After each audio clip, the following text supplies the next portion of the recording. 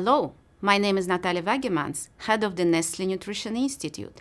I welcome you to the second day of the 95th Nestle Nutrition Institute workshop on building future health and well-being of thriving toddlers and young children.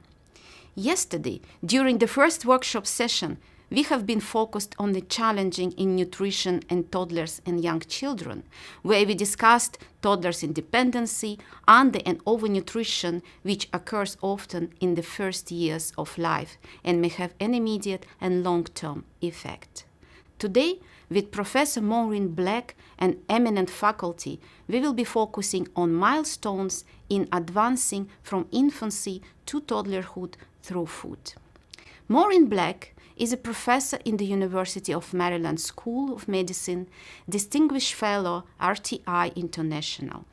She is John Scholl and Mary Louise Scholl Endowed Professor, Principal Investigator, NIH Award, Champ Creating Healthy Habits Among Maryland Preschools, randomized clinical trial on nutrition and physical activity intervention, co-investigator on 3 other NIH-funded projects. Her current interest, prevention of health disparities among young children in low-income communities. She also works with intervention research integrating early childhood development and nutrition. As for yesterday's session, we have exactly the same instructions on the proceeding.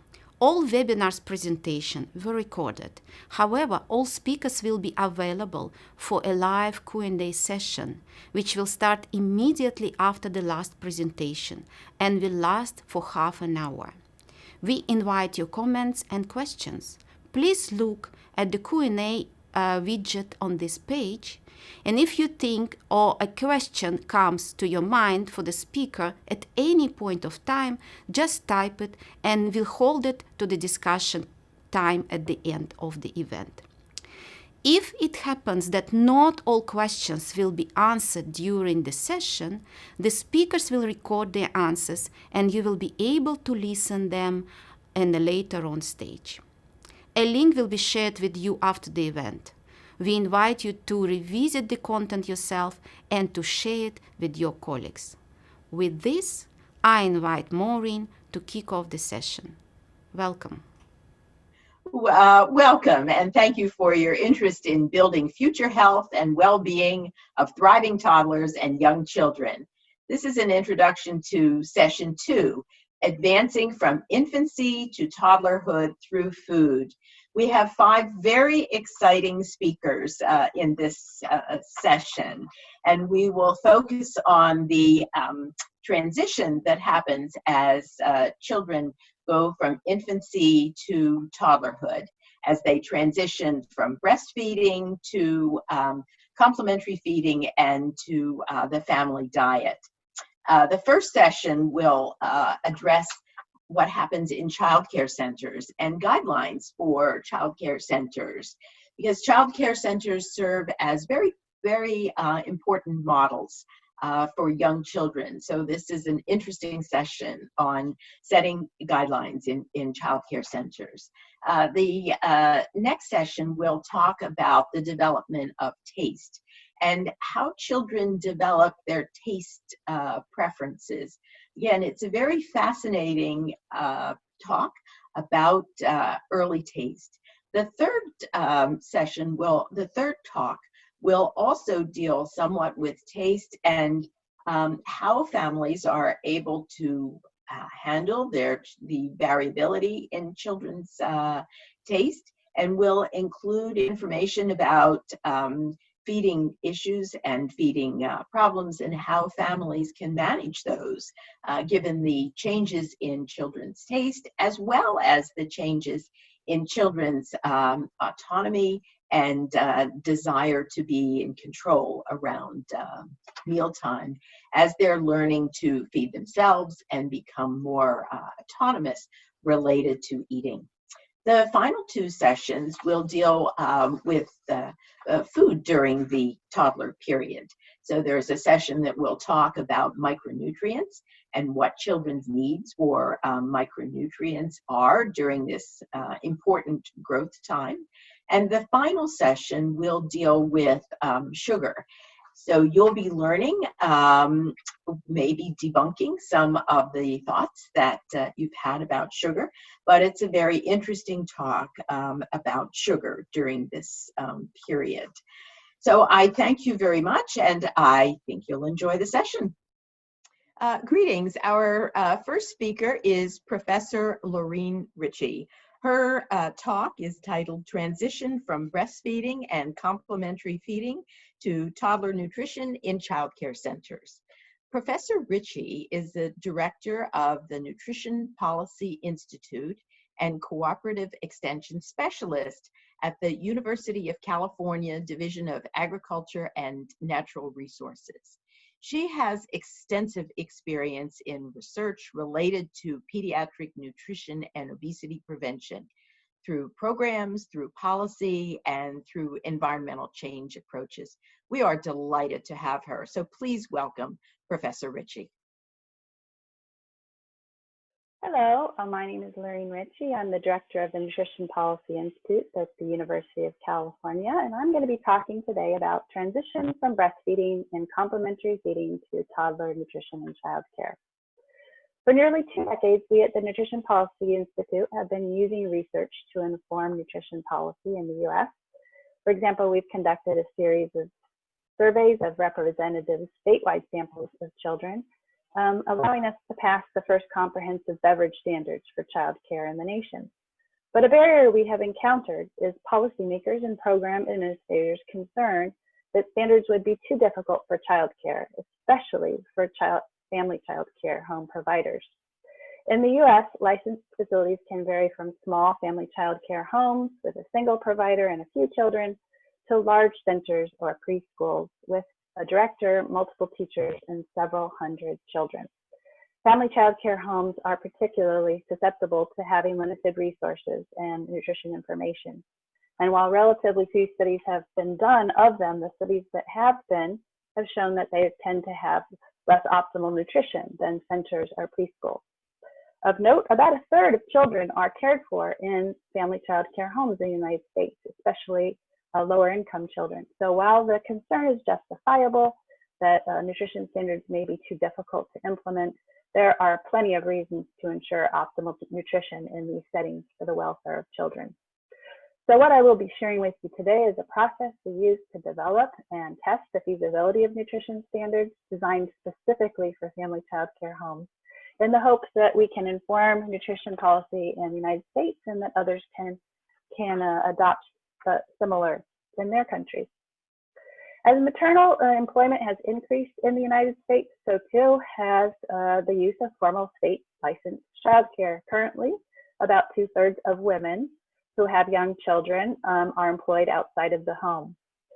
Childcare is important for nutrition for several reasons. It represents the largest institutional setting of young children, where they receive up to half of their daily nutrition and establish their nutrition habits.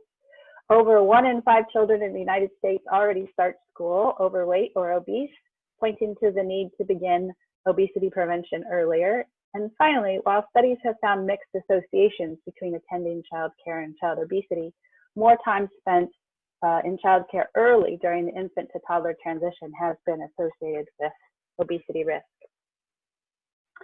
So what we did was develop a standard, because there are no federal guidelines that apply to all child care settings. The dietary guidelines for Americans, so they're updated every 5 years, and they're used as the nutrition Bible, so to speak, for nutrition programs in the United States. They do not include 0 to 2-year-olds and won't until the next iteration. There is a federal program called the Child and Adult Care Food Program that applies in the United States to child care. However, only about 1/3 of licensed child care facilities participate in this voluntary program. And further, the standards do not regulate foods or beverages that are not claimed for reimbursement and do not specify feeding practices. In addition, state-level requirements are incomplete and variable, inconsistent with each other, and few states have comprehensive standards. So we worked with a panel of child care and nutrition experts developed nutrition standards that fall under two categories: what to feed, the food groups, for example, beverages, grains, sugar, salt, etc., and how to feed, introducing solids, healthy feeding practices. We also developed nutrition standards for two age groups, infants and toddlers. I don't have time to share with you all of them, so I'm going to focus on toddlers, but the paper that will accompany this presentation will include the infant ones.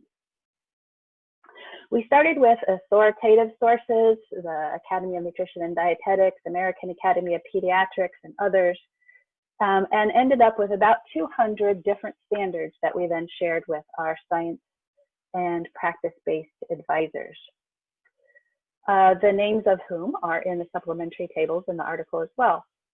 We used the DELPHI type process where experts discuss and then are asked to independently evaluate and rank the impact and feasibility to ultimately arrive at a group consensus. First, an expert group of nutrition scientists reviewed and discussed the recommendations from authoritative bodies and decided collectively upon a comprehensive set of nutritionally ideal standards. The nutrition scientists then independently ranked them on whether they were high, medium, or low impact for child nutrition and obesity prevention. Next, the standards were reviewed and ranked by impact by a child care advisory group. These experts were familiar with family child care home operations, and they were asked to discuss the relative ease in terms of time and cost to providers of implementing each of the standards. They were then asked to independently rank the standards on a scale of high, medium, or low ease of implementation. We then tiered the standards and based on whether they were high impact versus lower impact and less and more difficult to implement. In terms of evaluating the standards, we recruited a sample of 30 family child care home providers in California.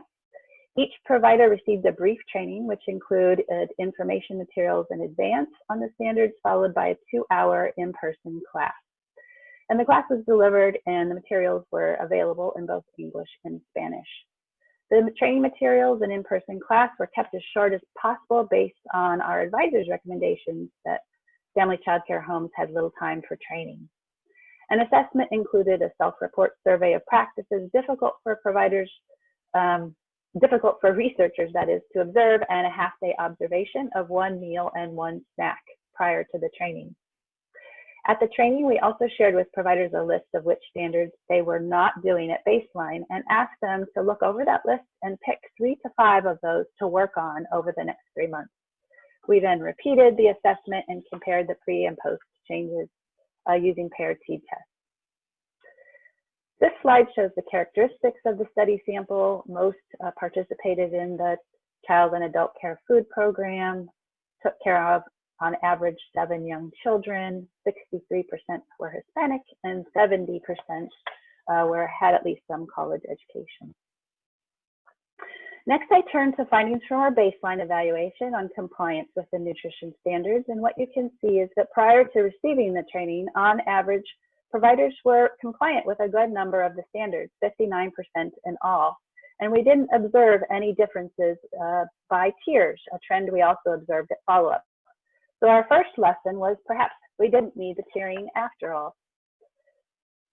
On average, providers were compliant with more of the standards relating to what to feed children, the foods and beverages needed, as compared to the feeding practices. And this we also continued to observe after the training, suggesting that feeding practices may require more training for providers.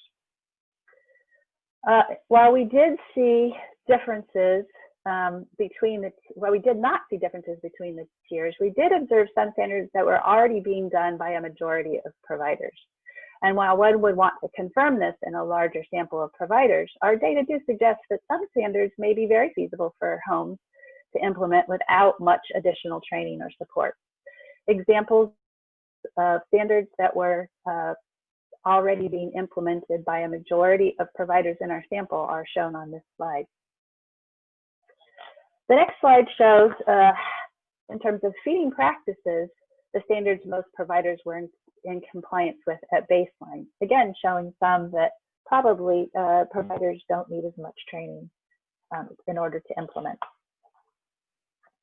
How did the providers comply with the standards 3 months after the training? Well, we observed increases in compliance with 25 of the 37 nutrition standards. This is the tier 1 and tier 2 combined again.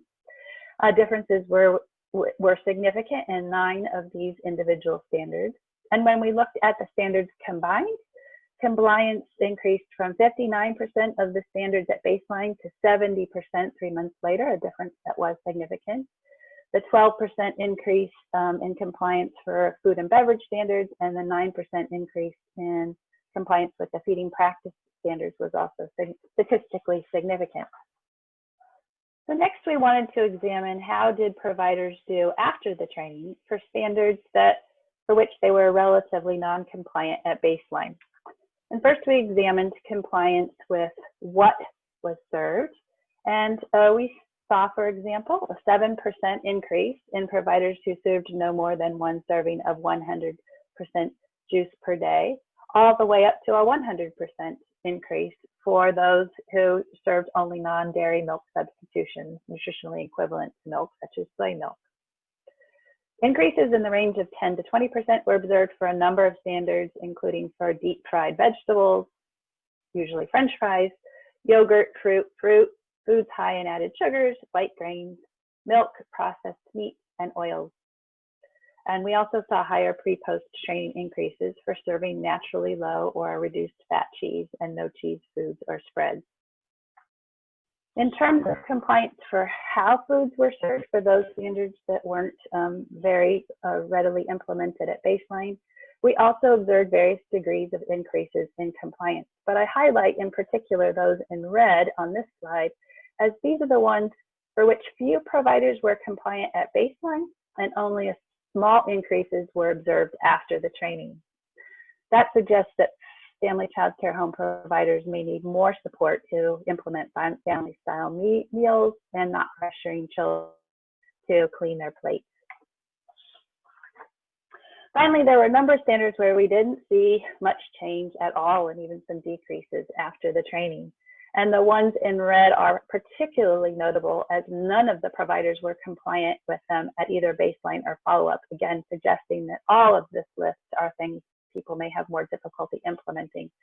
And several of them related to serving water and the anticipation of how little children learn to eat are ones that providers may need even more assistance with. Finally, because costs were a concern for family child care providers, we asked a number of questions about the cost of implementing these standards, and we found that about a third said that the cost of foods and beverages increased. Providers mentioned buying more fruits and vegetables and different kinds of milk were the main contributors to that increase in cost.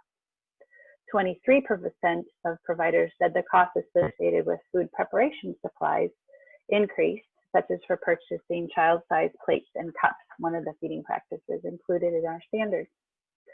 And then importantly, we examined the time that it took for providers to implement the standards. Over half said it took them more time. On a positive note, however, about half of those said that as they got used to the new standards, the time it took decreased.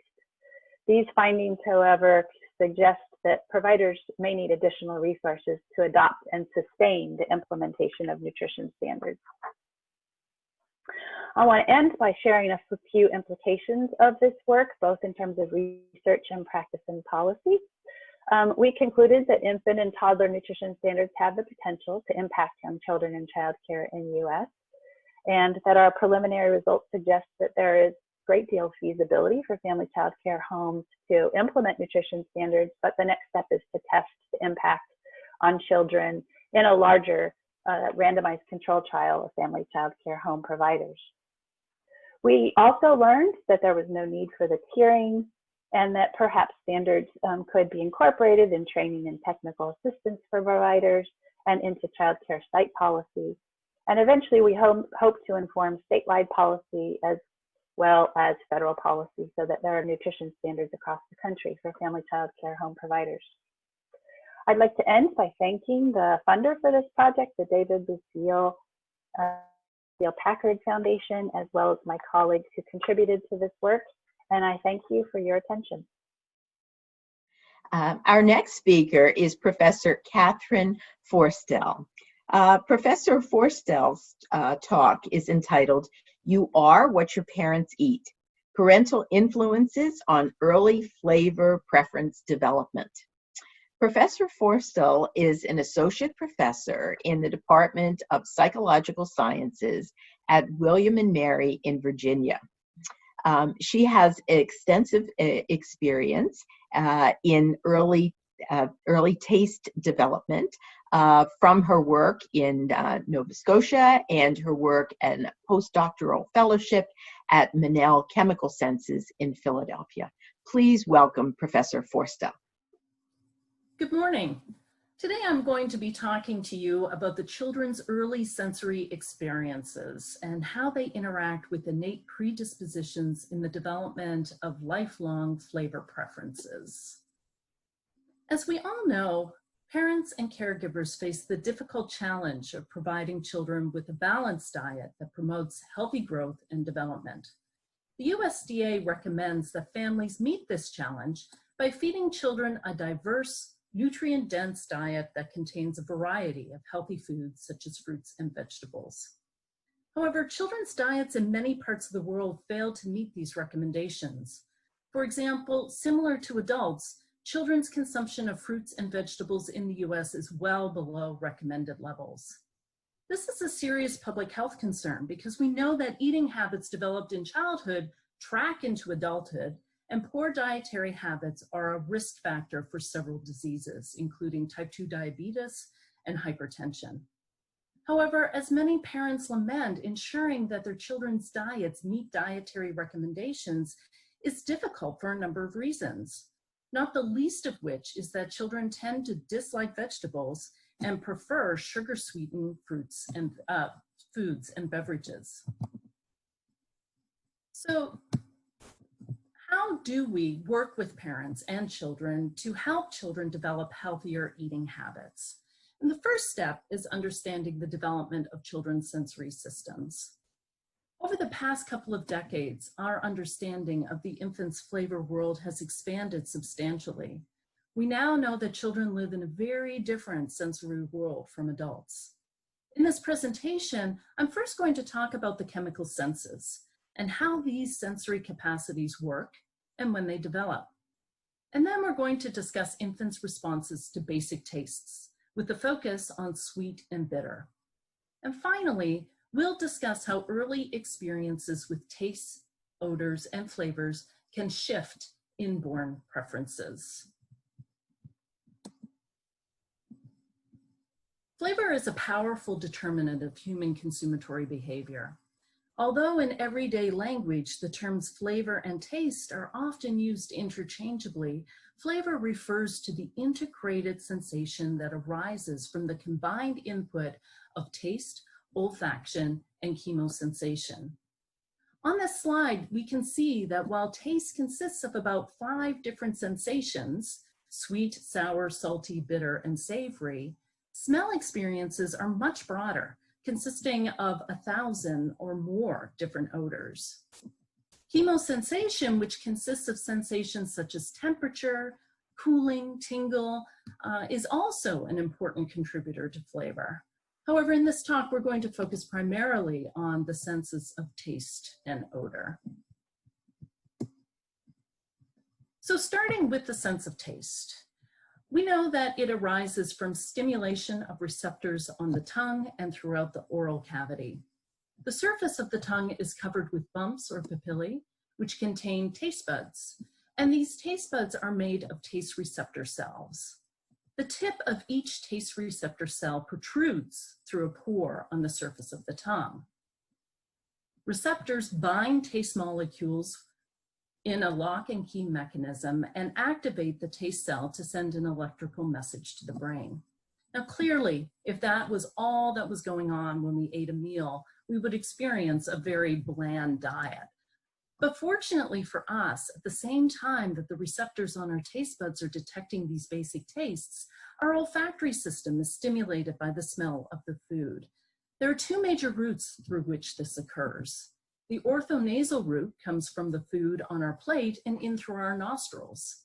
The other pathway, which is known as the retronasal route, reaches the olfactory bulbs from the food that we are chewing in our mouths. Rather than coming in through our nose, these odors travel up through the back of our nasal passages to reach our olfactory bulbs. Receptors from our olfactory epithelium and taste buds send messages to our brain where they converge with information from our taste system to provide us with the perception of flavor. So you can see that flavor is much more than merely taste. And I'm sure you can remember a time when you previously had a cold. During these times, our nasal pathways are blocked, which essentially prevents odors from reaching our olfactory pathways.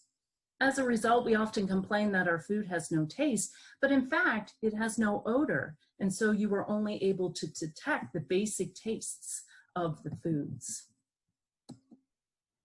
Now that we have an understanding of how the chemical senses combine to provide us with flavor sensations, let's move on to talk about the ontogeny of flavor preference development in childhood.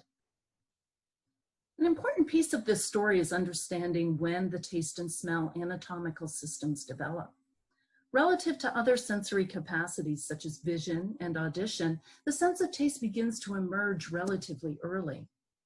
Taste and olfactory systems are well developed by the second trimester. Behavioral studies using a variety of techniques suggest that by the last trimester of prenatal development, taste buds are capable of detecting and communicating information to the central nervous system, structures that are responsible for organizing and controlling affective behaviors. Similarly, the olfactory bulb and receptor cells are functional by the last trimester. So given the extensive prenatal development of the chemosensory system, it's not surprising that the newborn is sensitive and responsive to odor, taste, and flavor stimuli at birth. And we can see evidence of this at birth. Researchers have used facial expressions which suggest liking or rejection of foods, and they have shown that within hours of birth, infants exhibit a strong preference for sweet tastes. As you can see in this picture, when a drop of sweet taste is placed on the tongue of a newborn, they respond with facial relaxation and sucking responses. In contrast to sweet taste, newborns will purse their lips and wrinkle their nose in response to sour taste. They grimace and arch their lips and protrude their tongues in response to bitter taste. And finally, unlike other tastes, the ability to detect salt does not appear to develop until 4 months of age. And at that time, infants begin preferring salted solutions to plain water. These reactions to taste stimuli appear to be universal in humans. Research studies conducted in several countries across the world indicate that infants respond to the basic tastes in a similar manner. And this suggests that these preferences are innate reactions that are not learned. It is also important to note that the heightened preference for sweet taste that we observe in neonates continues throughout childhood and into adolescence. In 2001 and again in 2009, a group at the Monell Chemical Center in Philadelphia asked children between the ages of 9 and 15 years and adults to taste 4 solutions of sweetened water that differed in concentration.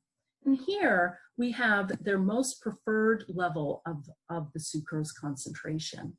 If you focus on the red and blue bars, you will see that at both time points, children are preferring significantly higher concentrations of sugar than adults. And this demonstrates the heightened preference for sweet tastes that we see in childhood. Just as we saw for the newborn, the dislike for bitter taste is in stark contrast to the infant's response for sweet taste.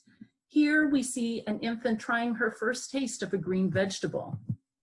And I think her face says it all.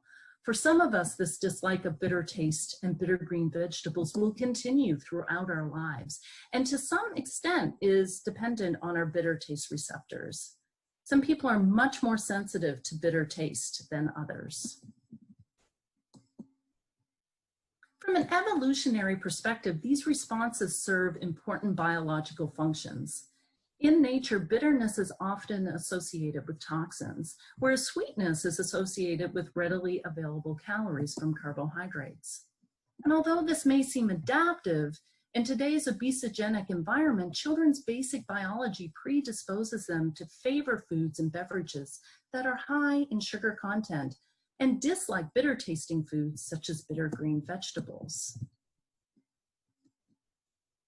If this is the bad news, the good news arises from our knowledge gained from experimental research on how beginning very early in life, sensory experiences can shape and modify flavor and food preferences. In the last section of this talk, we will discuss the multiple routes by which flavor learning occurs throughout development. Given that the olfactory and taste systems are functional before birth, the developing fetus is exposed to a rich sensory environment that is constantly changing within the womb. This is because the odor and flavor of the amniotic fluid reflects the diet of the mother. This has been shown in studies which amniotic fluid samples were obtained from pregnant women undergoing routine amniocentesis. Some of these women consumed garlic capsules prior to the procedure, whereas others consumed placebo capsules. Randomly selected pairs of samples, one from a woman who ingested garlic and the other from a woman who ingested placebo capsules, were then evaluated by a sensory panel of adults. The odor of the amniotic fluid obtained from women who had ingested the garlic capsules was judged to be stronger and more garlic-like than the samples collected from women consuming placebo capsules. Other research has shown that this effect generalizes to other foods and substances that the mother may ingest or inhale throughout pregnancy. These experiences continue after birth if the mother chooses to breastfeed. Research has shown that, like amniotic fluid, the flavor profile of breast milk also changes to reflect the mother's diet. As a result, children who are breastfed are exposed to a wide variety of flavors throughout pregnancy and their first year or two of life. And these flavor experiences are unique for each infant and reflect the culture and cuisine of the mother. This is in contrast to formula-fed infants who are fed milk that is invariant in flavor and does not reflect the cultural cuisine of the family.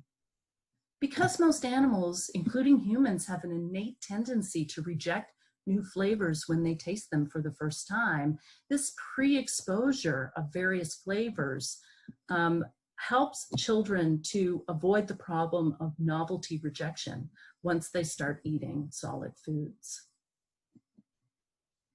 Over the long term, exposure to flavors in amniotic fluid and breast milk may serve to heighten preferences for these flavors.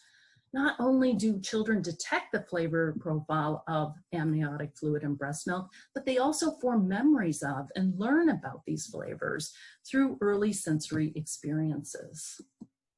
This has been demonstrated in an experimental investigation in which two groups of pregnant women drank either carrot juice or water during pregnancy and lactation, and a third group didn't drink carrot juice at any time.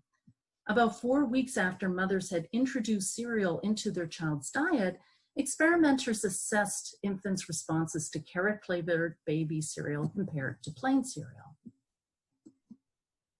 And what they found was that infants who had been exposed to the flavor of carrots during pregnancy and during prenatal development ate more of the carrot-flavored cereal than infants who were not exposed to the flavor of carrots. These infants also appeared to enjoy the carrot-flavored cereal more, according to the mothers. Our research and that of others has shown that infants continue to learn about flavors after they are introduced to solid foods. Repeated exposure to a food such as green beans or to a variety of vegetables leads to increased consumption and liking of green beans. Moreover, we also found that after repeated exposure to green beans or vegetable variety, infants express fewer facial expressions of distaste. As I close my talk, many of you might wonder whether these early experiences that occur during fetal life, breastfeeding, and weaning have long-term effects on food preferences. And although there have been few longitudinal studies that have been conducted, data shows that fruit and vegetable intake in school-age children can be predicted by mother's preferences for healthy foods and therefore her dietary habits during pregnancy and early development, how long she breastfeeds her child, and the types of foods she feeds her child once she introduces solid food. Therefore, although children are predisposed to prefer sweetened foods and beverages and dislike bitter tasting vegetables, early exposure to a variety of healthy foods sets the stage for preferences for healthy foods later in life. And that's where I'll end for today. Thank you. Our next speaker is Professor Susan Johnson, and the title of her talk is Introducing Hard-to-Like Foods to Infants and Toddlers, Perspectives from Moms and Young Children. Professor Johnson is a professor of pediatrics and an associate director of the Leadership to Innovation in Team Sciences at the University of Colorado Medical Center in Aurora, Colorado. She's also the associate editor of the Journal of Nutrition, Education, and Behavior. Professor Johnson has extensive experience and research on the development of children's eating behavior and weight outcomes and the impact of the mealtime environment. We're delighted to have Professor Johnson with us. Please welcome her. Thanks for the opportunity for giving a talk today on the topic of introducing hard-to-like foods to infants and toddlers. First, I'd like you to picture this. A mom has gone to the store. She's bought a particular food that she's interested in introducing to her 20-month-old son. She buys the food, she goes home, she cooks it, she prepares it, she blends it up for her child and is so excited to offer it to them. And the child explodes in a temper tantrum and cries, "No!" And that's the end of it. Imagine how that mom is feeling. And also imagine how the child is feeling. I want to talk to you today about both mothers' and children's perspectives when each is trying to take on learning to accept a novel food. I like this photograph because I think it says quite a lot about it. It's a long and very winding road. I want you to take a moment and consider for yourself, do you believe that food preferences are inborn, or are they made by experience? Or perhaps a little bit of both.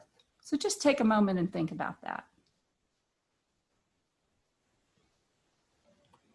I'm going to suggest to you that it's a little bit of both. That there's both an inborn piece where we understand that we have reflexive responses to certain tastes. Most babies, when they taste something sweet, start to smile. And if it's sour or bitter, they're more likely to grimace or gape. On the other hand, we know that exposure to new foods and experience that's positive with them can lead to acceptance and learning to regulate in the face of that new experience of a novel food. There are also environmental factors, like does the family have access to different kinds of foods and availability given to the child? Culturally, is it part of their food lexicon and what they're used to serving? And there are also individual level factors at the level of the child. Some children are just more reluctant to try new things, including foods, than others, and others are surgent and very excited to try everything new. There's the limitation that can be imposed by SES. how much money and availability is in the area for each family to be able to purchase and potentially waste new foods. How do parents eat themselves? And what are their feeding practices for their children and their beliefs about the proper way to feed children? Each of these has an impact on how food preferences are determined.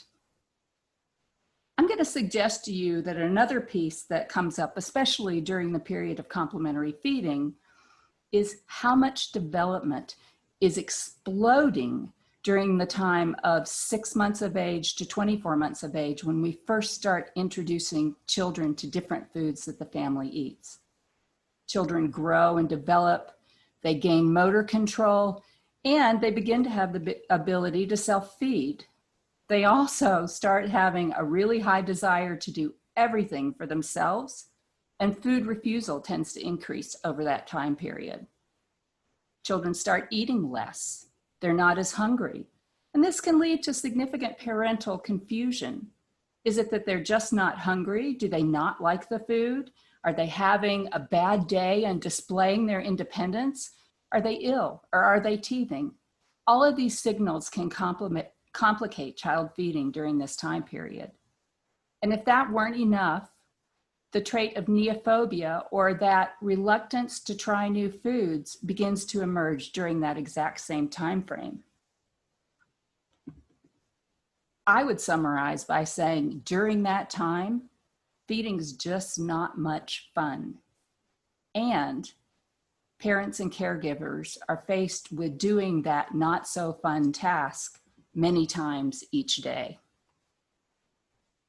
To think about a model of how all those different components go together in influencing children's food acceptance patterns, I've displayed one such model here that we've developed. It takes into account that there are specific child traits as well as environmental inputs into whether or not a child is actually even exposed to a target food. Once that decision is made to offer that food, exposure can occur once, it can occur many times, but is necessary for producing familiarity. And familiarity, learning about that food and coming to trust that food, is really what seems to influence children's willingness to try, along with sensory learning, feeling it, touching it, smelling it, licking it. And all these things go into whether or not a child develops a preference for that particular flavor in food. Not to mention the fact that the emotional tone of the experience in which children have these different interactions with food all play a part as well. And all of this has to happen in child learning before children significantly increase their consumption of a target food. I think sometimes, though, we skip a lot of those steps, that parents may not be necessarily aware of them, or in our rush or excitement to have them try something new, we go straight from the target food expecting a lot of consumption.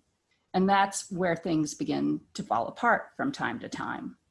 We know that repeated exposure works. We in the laboratory and in academics and in the professional setting know it works. But we don't know that much about what moms know and what they think about it and what they do when children reject a food.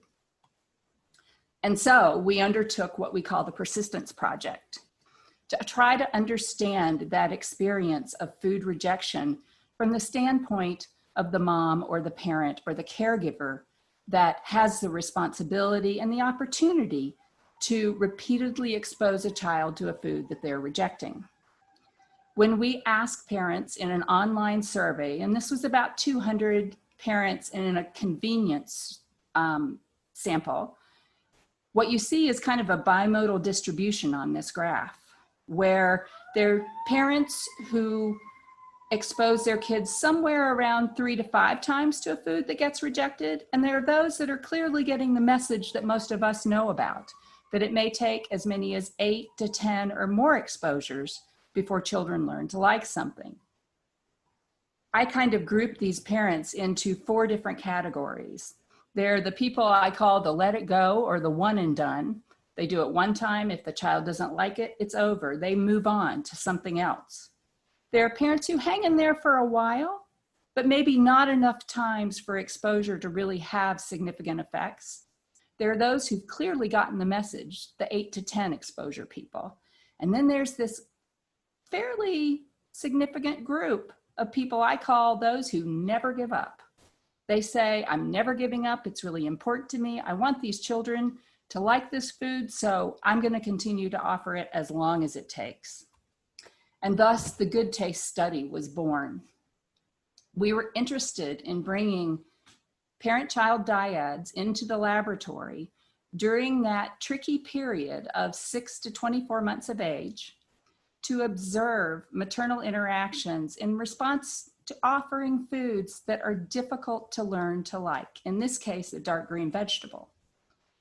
We looked at it from the perspective of the mother and what her perception of the child's reaction was, but we also videotaped these interactions and trained coders to observe children's behaviors and their level of acceptance of the food. At the end of the visit, we interviewed mothers and got their thoughts on repeated exposure, whether and how they go about it, and what it feels like to undergo child food rejection during this period of time. This gives you an idea of the things that we ask moms to offer their young children. We had a control food, which was a rice cereal, just to get them used to being in the lab and having food offered there. But we also offered them 4 bitter green vegetable purees. And in this case, it was pureed kale that we asked them to offer their child. This is a listing of the characteristics of both children. So what you can see is they were about half boys. They were typically developing, and their ages ranged across that 6 to 24 month period. I want you to particularly notice, however, who showed up, who volunteered to be in our study. It was largely highly educated mothers who were middle income or higher and very predominantly white. So care needs to be taken in generalizing the findings of our study to a larger group. Instead of me exclusively telling you the results of our study, I'd like to show you a few short video clips that give you some snapshots of children's different reactions to those kale purees. Here's the first one.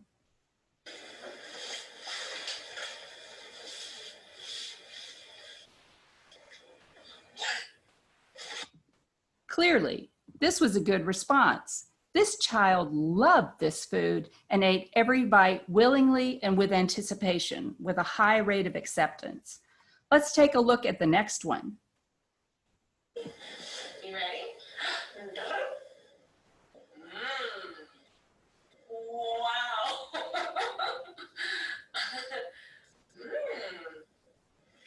Oh. That mom really hung in there and tried to encourage her child to eat the food, but with not at all the same result as the previous video clip. You ready? Let's take a look at one last one. No, this one's different. You don't know that. This one's new. Can you just taste a little bit? Clearly, this child wasn't even willing to take the first bite to find out whether they would like it, because they knew before they ever even started that they weren't going to like it, despite this mother's persuasion to at least attempt to try it. This child hated it before they even tried it. So rather than just these specific examples, I want to give you some broad brushstrokes of what we found from all of the 106 mother-children dyads that engaged in our study in the lab. For children who are around 6 months of age, it was interesting. They accepted almost every single bite that was offered to them, irrespective of whether they liked it or not. They may have had the same grimace and gape that you saw in that second video, But when the spoon was loaded up with another bite and brought towards their mouth, they opened their mouth and they ate it anyway. It was almost as though seeing food on a spoon at that age was a reflex to open their mouth rather than being under their individual control. By 12 months of age, they mostly accepted the bites, but they started to show some level of control. And if they didn't like it, there was some rejection. At 18 months of age, rejecting started to be more common, and you saw more rejecting behaviors emerge. Children had enough motor control to dodge away from the spoon, to bat the spoon away, to cry and to vocalize when they didn't like things. And by 24 months of age, it was often rejected, and rejecting behaviors were quite prevalent. So clearly there was an age-related effect in children's responses to tasting these bitter green vegetables. Now let's look at it from the mom's standpoint. Maternal ratings of how much she thought her child liked it correlated quite highly with her intention to reoffer the kale. If her child displayed some liking, she was going to say that she was going to offer this food again. And as you can see, about 2/3 of the mothers said it was likely or very likely that they would offer this food again. So the majority responded decently to it. Child liking and intention to reoffer was negatively associated with the behaviors that you might expect. The children avoiding the spoon, crying, or spitting out the kale in particular. And it was positively associated with the number of successful bites or the amount that children ate and how quickly and rapidly they ate it. So experimentally, getting your child to eat and having your child like the food is what counts for moms. When we talked to mothers in our qualitative brief interviews afterwards to find out what they knew about repeated exposure and what their priorities were for feeding their children, moms told us they know about repeated exposure. They know that you should offer a food more than once to try to encourage your child to like it, but they don't think of it the same way that we as scientists or professionals think about repeated exposure. They say if a child rejects a food, they'll just take a break. Or alternatively, they'll fix that food in a different fashion. Interestingly, moms also reported that they believed that taste buds change. We heard this over and over again, that since taste buds change with development, they believed that one day their child would wake up and like these foods because of the taste bud change. And I think that's fascinating. There doesn't seem to be any support in the literature that I can find for taste buds changing. And then mothers reiterated what we heard in the survey. Some mothers said, I don't have time to waste on foods that my child doesn't like. So if they don't like it the first time, I'm moving on. And we had a spectrum of replies all the way up to, this food's important to me. This is what our family eats. They're going to eat what we eat, and I'm never giving up. So the number of times that mothers are willing to hang in there to offer a rejected food varies considerably across individuals. Mothers' priorities for feeding is that they want feeding to be a happy experience. And I'm going to tell you that by the time the child is 18 to 24 months of age, it's not that happy, at least when you're offering a difficult to like food. But having it be happy is important to mothers. Getting children to eat enough to be healthy and to grow well was very important to them, and that the foods that they offer to them should supply good nutrition. Those are mom's priorities. Interestingly, when we asked mothers how they feel when their child rejects a food, what they told us was that it was just sort of a fact of life. Most were fairly indifferent to it. Now, we did have some people who said it was kind of amusing. And on the other end of the spectrum, it was annoying and frustrating and saddening. But most replied, well, It's just how it goes, and I'm optimistic that if I hang in there, it'll change someday in the future. So it's not as negative of an experience as we might have imagined. In closing, I think there's some things for us as a profession to think about in helping mothers translate what we know about in the lab about repeated exposure into viable methods that will work for them to use at home. The first thing I think we ought to think about is, what does it mean to be responsive when a child clearly doesn't like a food? What are responsive reactions to that on the part of mothers? Do you just ignore it and keep offering it, particularly when they're young and they're likely to take another bite anyway? Do you distract them with something else? Do you just take away the food and give them something that they like better? I think that last circumstance often happens.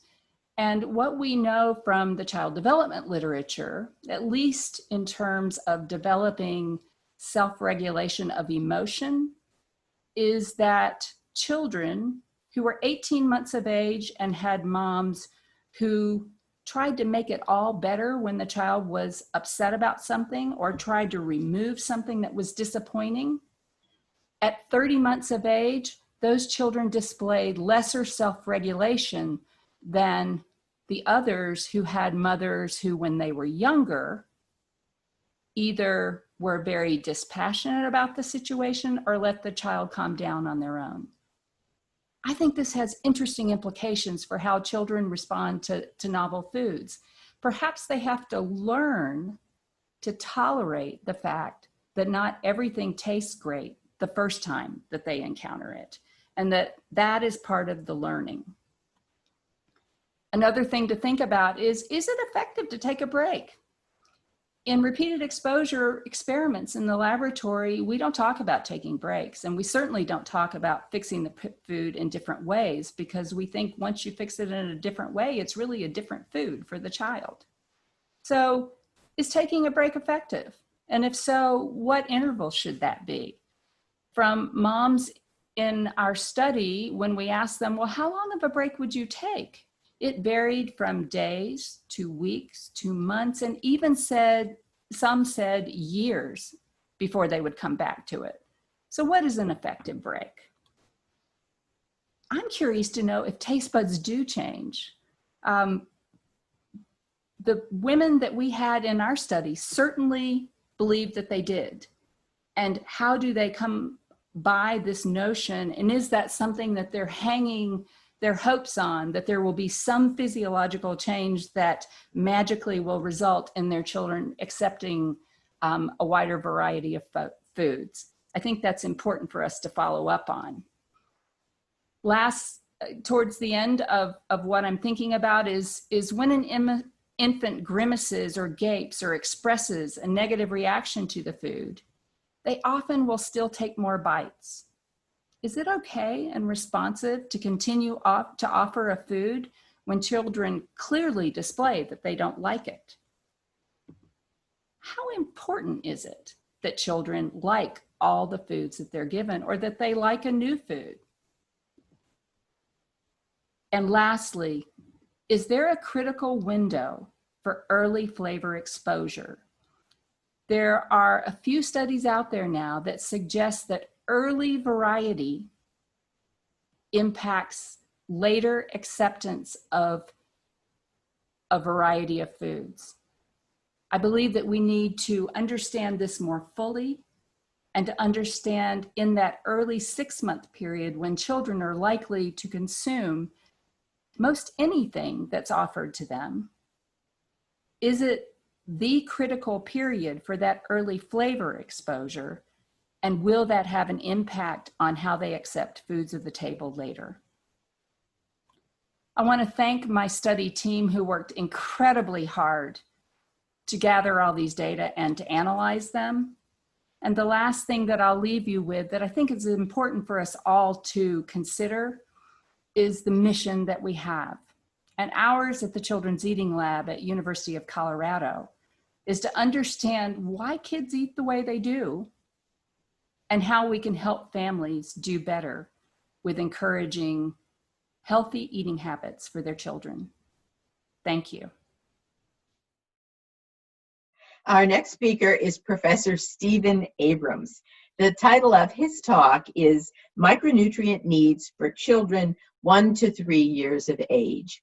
Professor Abrams is a professor of pediatrics at the Dell Medical School in Houston, Texas. He has extensive experience in nutrition and pediatrics, and is currently the chair of the Committee on Nutrition for the American Academy of Pediatrics. We're delighted to have him with us and to learn about the micronutrients that young children need. Please welcome Professor Abrams. Thank you. Today I'd like to speak about the micronutrient needs of children 1 to 3 years of age. To understand micronutrient requirements, we have to begin by understanding the terms that are used to describe them, in particular what are called the dietary reference intakes, which are used in the United States and Canada. There are a number of terms and we'll be referring to them. The first is the estimated average requirement. This is the value or the intake needed to meet the needs of half or 50% of all individuals.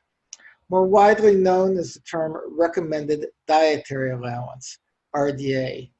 This is the recommended daily level of a nutrient needed to meet the needs of almost all in a specific age and gender group. We also have the terms adequate intake. An adequate intake is a single value that's when there's not enough data to reflect in to develop an EAR RDA. It's also used to reflect the intake of breastfed babies. And then there's the tolerable upper intake level, which is the maximum long-term intake that most likely will not pose a risk for health problems for almost all healthy people in that age and gender group. It is not a target intake. So let's begin by looking at iron. So I want to begin by discussing the derivation of the iron requirements in the 1 to 3 year old toddler group. In this age group, the median requirement for iron that's absorbed into the body is 0.6 milligrams per day. The 97th percentile of requirements based on growth and losses is 1.2 milligrams per day. Most of this requirement, 60%, is what's needed for basal losses, not actually for body growth. In calculating the iron requirements, an assumption of 18% of dietary iron is assumed to be absorbed. In the United States, then, this led to an EAR, an average requirement of 3 milligrams per day, and an RDA, and some slight rounding was used, of 7 milligrams per day. The European Food Safety Authority came up with an adequate intake, which is similar to an EAR, of 5 milligrams per day, and a population reference intake, which is similar to an RDA, of 7 milligrams per day, the same value that's used in the United States and Canada. So let's now take a look at the recent data about the usual intakes of iron in small children. There are several studies in both the United States as well as those in other countries which are listed here. What they show is that intakes in the United States, Mexico, and even in Australia are approximately 7 to 10 milligrams per day, or value that's at or above the RDA, suggesting that for the most part, intakes for toddlers were adequate. In the Philippines, however, a national survey suggested that average intakes were well below that amount, leading to some concern.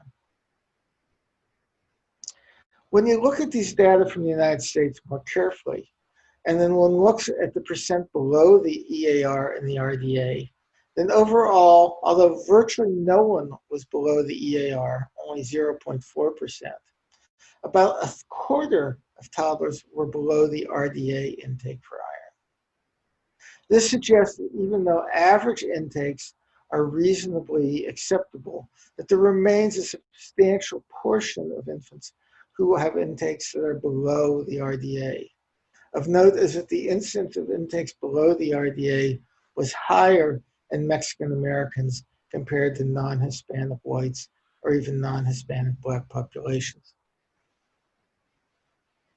So what are some of the factors that affect iron absorption? There are specific enhancers of iron absorption, which include heme iron and vitamin C. And notably, there are significant inhibitors of iron absorption, which include phytates, iron-binding phenolic compounds such as tannins, and calcium. In considering iron bioavailability, although the values for the EAR and IDA are based on specific values of iron absorption fraction that was 18% on the average, it's important to note that the type of iron and the source of iron can really make a big difference in whether or not the iron is absorbed. In this study, if one looks at the 58 iron absorbed, whether or not it was ferrous fumarate or iron EDTA or ferrous sulfate made a large difference. So ferrous sulfate absorption was 7.9%, ferrous fumarate was 2.4%, and reduced iron, even with sodium EDTA, was only 1.4%. So in looking at populations, one has to consider the source of the iron as well as whether or not the other components of the diet. So to summarize some current considerations regarding iron. In industrialized countries, the intake from most small children matches the published requirements. This may be less true for non-industrialized countries, and significant shortfalls in populations, including those with anemia, persist in all parts of the world. The huge variation in iron bioavailability from dietary sources indicates that the use of one population standard for targeted iron intakes may not be useful, and vigilance is needed to identify individuals or populations with low bioavailable dietary sources who are therefore at risk for iron deficiency, despite what might seem to be an adequate total iron intake. I want to move now from iron over to zinc. In zinc, the calculation of zinc requirements is based on a method called the factorial approach. In the factorial approach, what's determined is the total amount of a nutrient such as zinc, which is required for growth, and then the amount that's in the diet, the amount that's absorbed, the amount that are lost through feces and other sources are then calculated. In the specific case of zinc for toddlers, I'm showing here the calculation. The factorial calculations is done by the European Food Safety Authority. In this case, the average requirement of 3.6 milligrams per day was determined by looking at the zinc needed for growth, which is 0.131 milligrams per day, calculating an absorption fraction, and then the losses in fecal and urine and sweat to get the 3.6 milligrams. This calculation by the European Food Safety Authority assumed 30% bioavailability of dietary zinc, which is an average bioavailability and is somewhat diet dependent.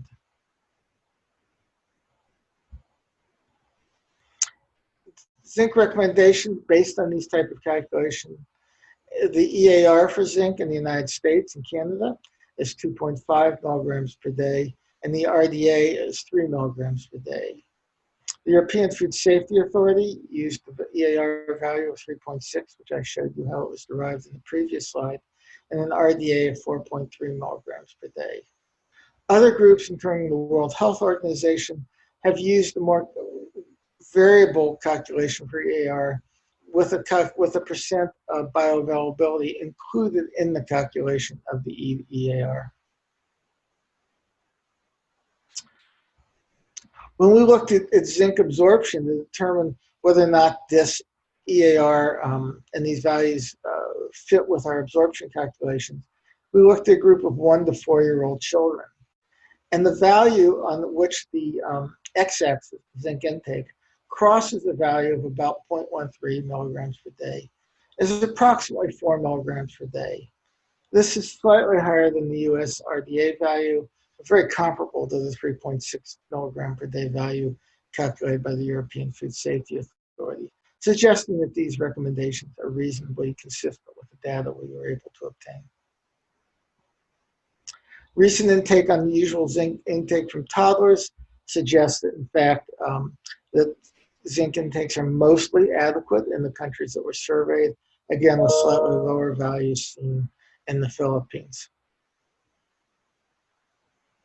One concern that's been had is that the Food Nutrition Board upper limit for zinc was set in 2001 as 5 milligrams per day. This value may be a little on the high side, low side, because so many children did have zinc intakes well above that. The different international groups, such as the iZinc group, have reconsidered the upper limit, and they're currently based on no adverse effect level, a no L, and have concluded that the appropriate upper limit for zinc may not be 5 to 7 milligrams in 6-month or 3-year-old children. It may be 7 to 10 milligrams, making fewer infants being considered at risk for excessive intakes.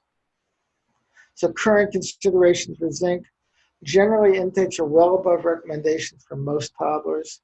Zinc needs to be considered in concert with iron and other minerals, including copper, in determining fortification strategies. And dietary concerns about exceeding the upper level are likely not a reason to lower current fortification strategies. The turn now towards calcium. This shows the changes in calcium accretion in the skeleton with age. If we look at toddlers, it's about 140 to 150 milligrams per day is accreted into the skeleton. Using the same type of data, looking at calcium retention as a function of calcium intake, we plotted the curve for these in small children of this age group. We then calculated how much dietary calcium would be needed to achieve different levels of calcium retention using multiple different mathematical models. The best model for this would be the S-curve, which fit it the best. And if we looked at that retention of 140 milligrams per day, we came up with a requirement of 470 milligrams, 472 for calcium, with an RDA value for 180 milligrams of close to 700 milligrams per day. And in fact, these values then fairly well reflect the DRIs, where in the United States, the EAR for 1 to 3-year-olds is 500 milligrams per day. The RDA is 700 milligrams per day.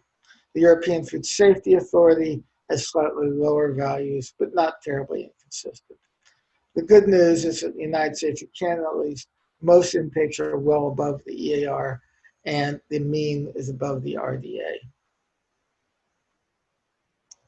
When we look at calcium sources from common toddler beverages, we can see that there are large variations in the amount of calcium in these different beverages, as well as the amount of intake that would be achieved by toddlers if they had an intake of about half a liter per day. This is important in counseling families. So, for example, whole cow milk, as well as fortified soy and rice and other milks, have fairly substantial amounts of calcium. Unfortified almond milk and unfortified soy milk have very low amounts.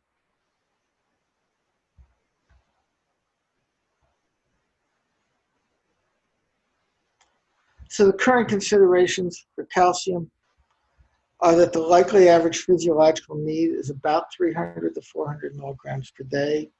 This is easily achieved with a diet that includes dairy or fortified plant or other beverages. Breastfed toddlers should have adequate solid food or other dietary sources of calcium. And one needs to be aware of this issue, especially in vegan or other more restrictive diets. The last nutrient I want to consider is vitamin D, which of course is a little different than the minerals. And I wanted to talk about initially the Cochrane systematic review, which showed that there's no overall benefit to vitamin D supplementation in those who had a normal vitamin D level.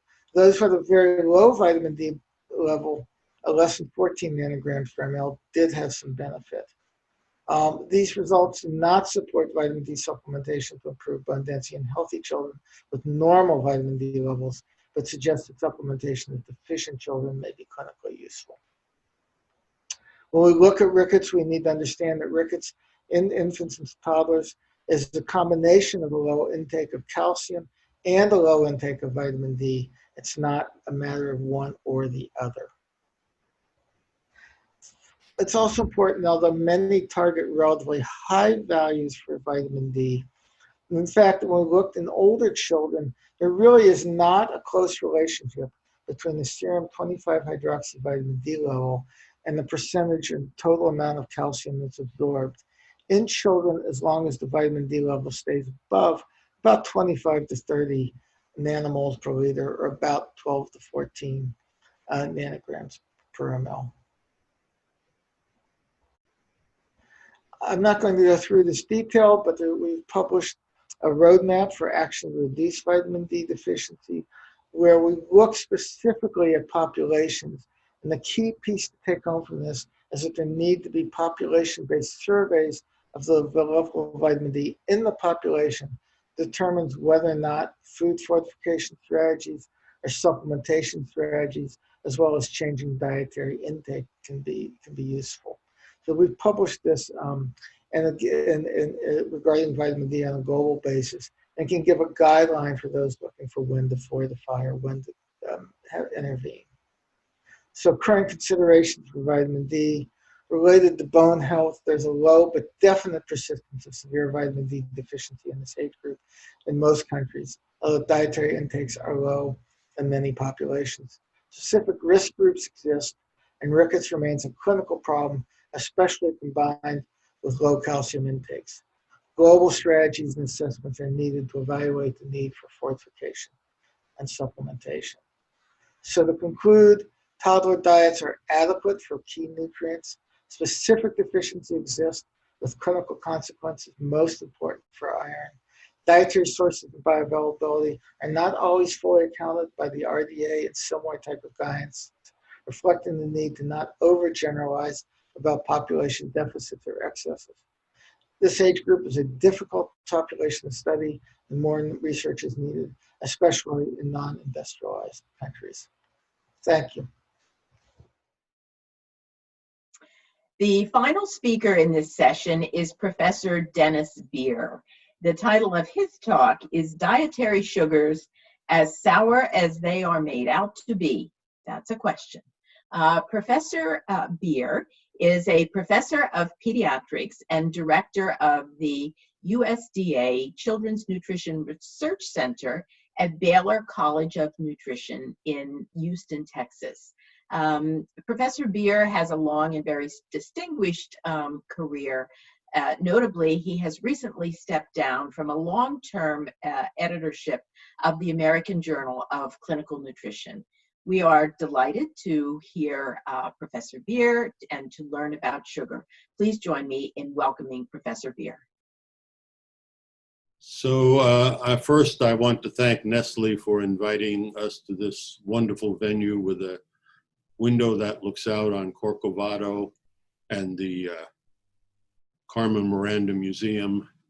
No, unfortunately, we're not there, but I do want to thank all of the Nestle people for allowing this meeting to come off, because I know how much additional work it required to make it happen. Secondly, I want to mention that this is a very short talk. So I am going to present a variety of concepts, but only a few real numbers, and very briefly summarize a lot of studies. I can assure you that the supporting data to support most of these studies is extensive. And if we had several hours to discuss it, I would show all of the supporting data, but you have to take my word that for the concepts that I'm presenting, there were really quite a lot of supporting data. First thing we need to do is to deal with disclosures. And the fact is, I've been doing this for more than 50 years, and I've consulted for governments and non-government organizations and a host of academic societies and disease-oriented associations, a whole bunch of food and drug companies and industry trade organizations. So I'm completely conflicted. Now, I would like to say that because I've extended my vectors in all these different directions, the net vector is 0. That is, I don't think that I have any particular bias in any one direction or another, and I'm not going to talk about any particular foods. The other thing I'm not going to talk about is good nutritional practices. So, like any other macronutrient, sugar should not be consumed in amounts that interfere with satisfying the requirements for adequacy of the other essential nutrients. This is not just for sugars, it applies to all macronutrients. No macronutrient, whether it's dietary fats, proteins, carbohydrates, or sugars, should be consumed in amounts that lead to excess energy storage. That is, one should not be overeating any nutrient, including sugars. So this talk is going to focus on whether or not sugars per se have all of the bad characteristics that are commonly attributed to them. And as I think I may have alluded to in the beginning, this is a somewhat controversial subject, except maybe it's not, because I think the nutrition community has already established what they believe the answer is, and I think I'm the only pediatrician left on the side that says, well, maybe one should look at this more carefully or more calmly. So we're used to thinking about essential nutrients from the perspective of whether or not one needs to take them in the diet. And in the course of evolution, 2 fatty acids and 8 or 9 amino acids can no longer be made by human beings, and they have to be taken in the diet. They are dietary essential nutrients. But humans can make every sugar that's necessary for life. In other words, from Mother Nature's perspective, sugars are the most essential nutrients because Mother Nature has not allowed adequacy of sugars for metabolism to be left for chance by what happens to be in the diet. Now, does this make any sense if sugars were inherently toxic? Why would Mother Nature retain the ability to make the toxic substances and leave the others out for chance? It makes no evolutionary sense. There are a variety of other metabolic things that don't make much nutritional sense if sugars are toxic. So glucose is the only important fetal fuel. The mother takes in nutrients and foods of all kinds and across the world takes in vastly different diets, and yet all of those diets eventually reduce to glucose going to the fetus. This makes absolutely it makes no evolutionary sense that one should make the dependency of the next generation on something that's toxic. Infants are born with sweet taste receptors. Again, doesn't make sense if glucose or sugars are toxic. About 1/3 of the calories in human milk are sugar, far more than in many other species. And we've only recently learned that infants are born with a gut-to-brain sugar-sensing pathway that promotes the development of a behavioral preference for sugar. Why does this pathway exist if these are toxins? And glucose is the only preferred fuel of the brain. Yes, you can make the brain eat some other substances like ketones, but the brain doesn't want to do that, and it's only under extraordinary circumstances that it happens.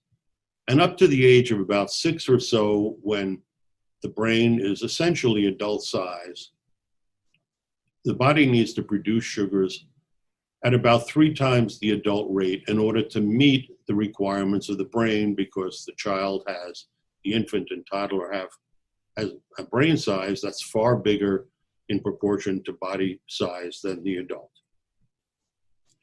The other thing you need to know about metabolism and the brain is that some carbohydrate needs to come in from the outside to maintain body adequacy. So the brain irreversibly metabolizes glucose to carbon dioxide, which is expired. In other words, that carbon has left the body.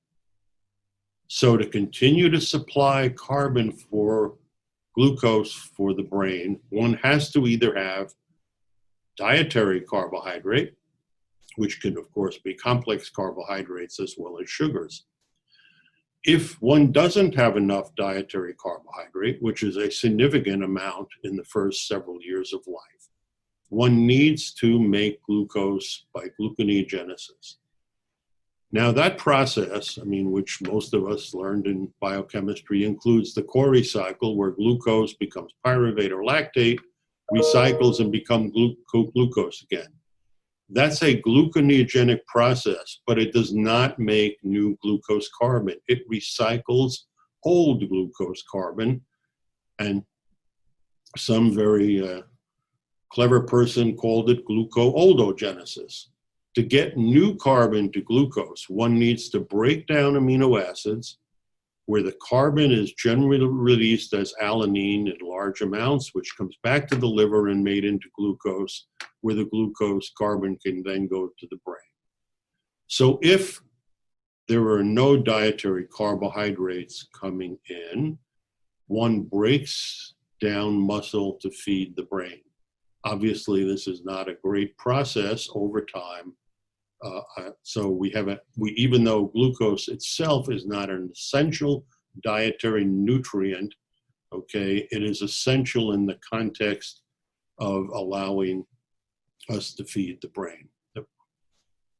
The other thing that you need to remember is children have a very great capacity to metabolize sugar.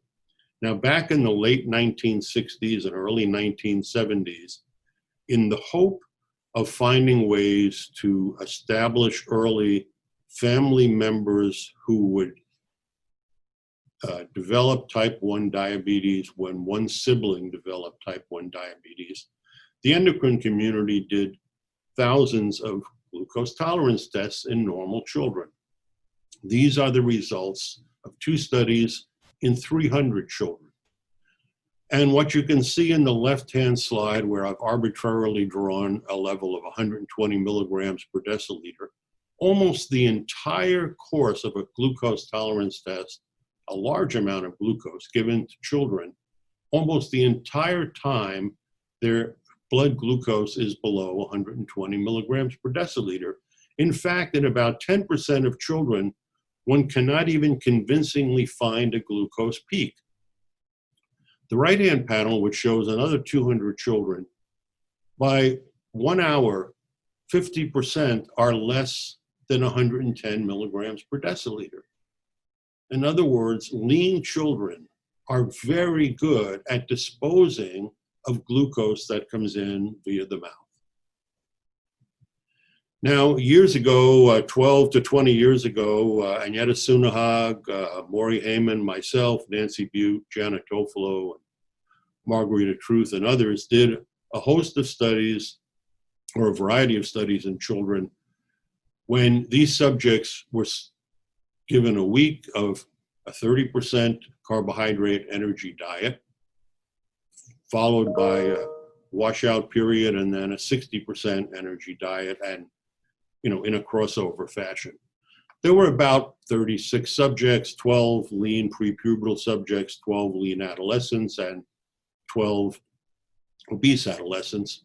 And even though the study wasn't designed for this purpose, the diets provided 6 to 24% of energy as fructose.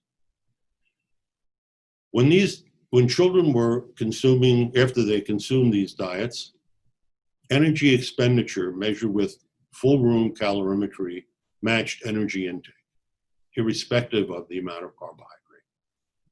Fuel oxidation, measured from the RQ, matched dietary, in the calorimeter, matched dietary macronutrient content. In other words, as soon as children go from low to high carbohydrate, or the opposite, they immediately switch the fuels they're oxidizing. Using stable isotope tracers, glucose production, gluconeogenesis, and lipolysis were unchanged by the amount of carbohydrate. Using a stable isotopically labeled insulin tolerance test, insulin secretory capacity and insulin sensitivity were high, very high. And in fact, in lean children, doubling the carbohydrate content of the diet, children were able to deal with this just by increasing insulin sensitivity. They did not change insulin secretion very much. On the other hand, in order to match doubling the carbohydrate content of the diet, obese children who already were hyperinsulinemic needed to increase their insulin secretion. Furthermore, whether the fructose intake was 6% to 24% of dietary energy, it had no effect on any of the adult variables. So, lean children do very well, irrespective of an extremely wide intake of carbohydrate and sugars.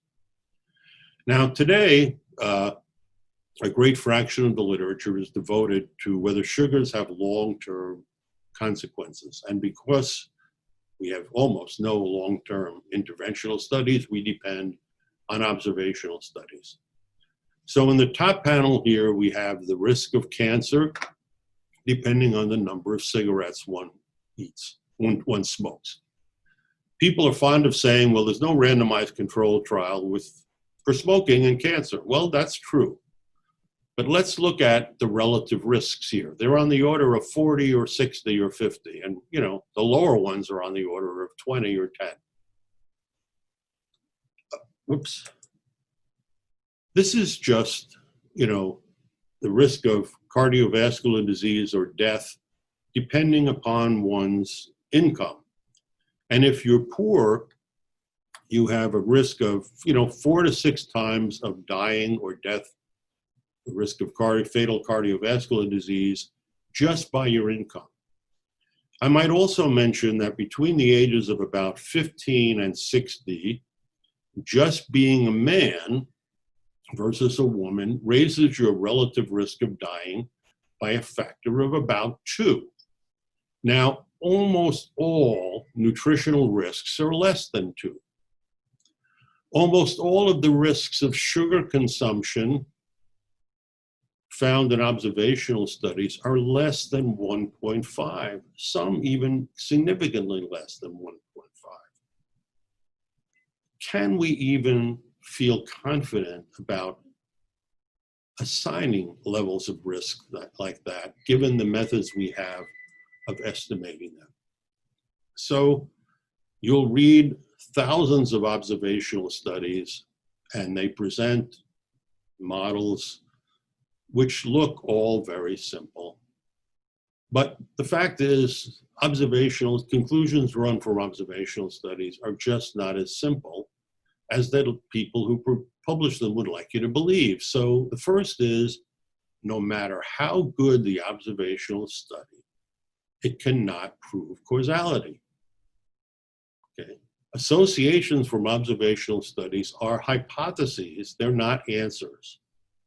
Now, the people who do studies of this sort would like to imply causality, and this is frequently done. But the fact is, these are associations and not proof of causality.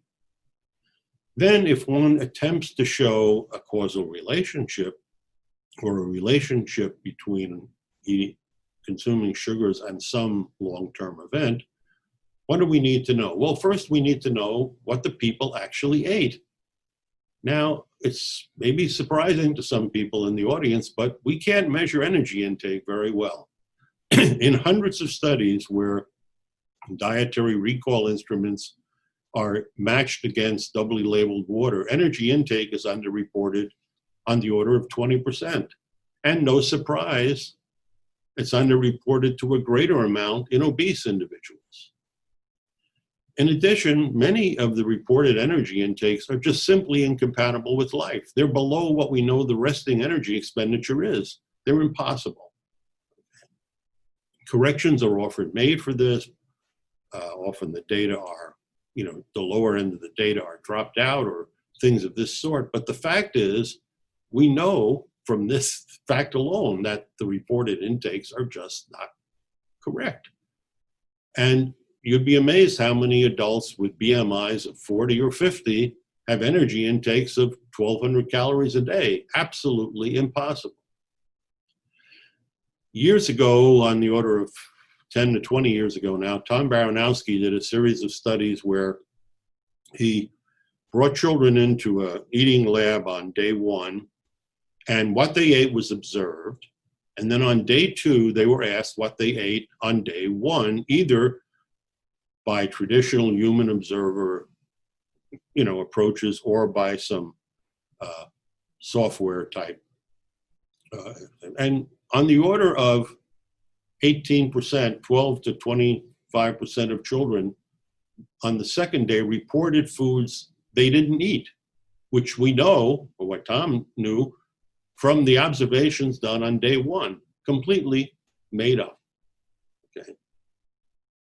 Then we need to know the nutrient contents of the food individuals ate. Now, I don't have time to talk about this. You can talk about it for an hour, but nutrient contents of individual foods vary widely depending on the cultivar, when they're grown, how they're stored, how they're cooked. Almost never are these taken into account in an observational study. One goes to a dietary table, one takes the content, and one, calculates how much they ate. Next, we need to adjust for the confounding personal and environmental variables. And as I think most of you know, it's traditional 20th century observational nutrition to correct for 5 of these, maybe even 10. We now know that that's, frankly, completely inadequate. All the recent big data studies have shown us how immensely complicated the exosome, or the environmental interrelated variables, are. So this is one variable in NHANES that's represented around the periphery of this circle, okay? And its connections to other variables are shown in the orange lines, and then there are some blue ones. These are positive associations, and there are some blue ones which are negative associations. But I think you can see just this one variable has more than 500 interconnected interdependencies in the exosome. So corrections for 5 or 10 or even 20 are just completely inadequate in today's, level of science. So the idea that one can isolate a single nutrient and an outcome just really isn't plausible anymore. Now, with regard to these consequences, okay, there are now hundreds of studies in the literature, and we can go through those if we had time. We already don't have time, so I'm referring back to the UK Scientific Advisory Committee on Nutrition, Carbohydrates and Health report published in 2015. It was 9 years in the making. It's a 384-page report, and the committee provided almost 2,800 pages of supporting documents.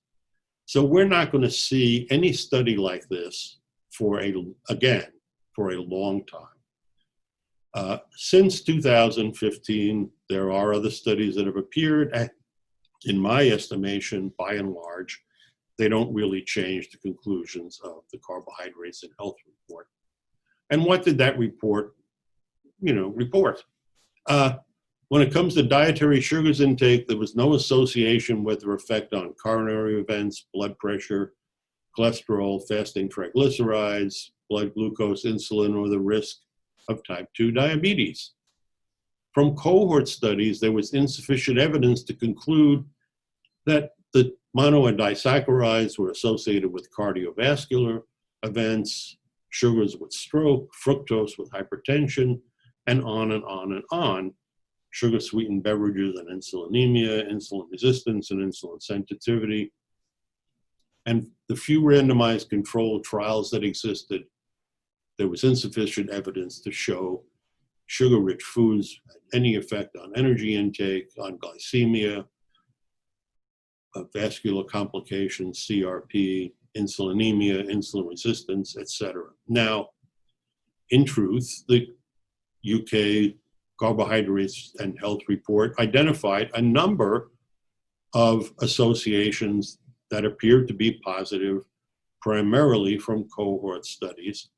But in every case, they note that given the confounding variables, it's just impossible to conclude that one nutrient, in this case sugar, is the responsible party. And they also point out, in almost every case, the very low level of rigor in a variety of these studies. That is, they're not graded very highly. So what's my take-home message? My take-home message is that Mother Nature herself has demonstrated that sugars are the essential metabolic coin of the realm. Okay, essentially all metabolism takes place, or a great fraction of it, via sugars. Lean children metabolize sugars very efficiently. And the observational evidence in adults that sugars are causally responsible for most of the detrimental outcomes is weak at best. Moreover, adverse outcomes are strongly dependent on the maintenance of energy balance. And in fact, one of the additional things that falls out of most of the adult studies is that sugar-sweetened beverages appear to be different than other dietary sources of the same sugars, and that's a whole other subject. And finally, given all of this, we should be focusing our policies and our interventions on the whole diet with the aim of preventing obesity. That is the real culprit, not sugars per se. So thank you very much.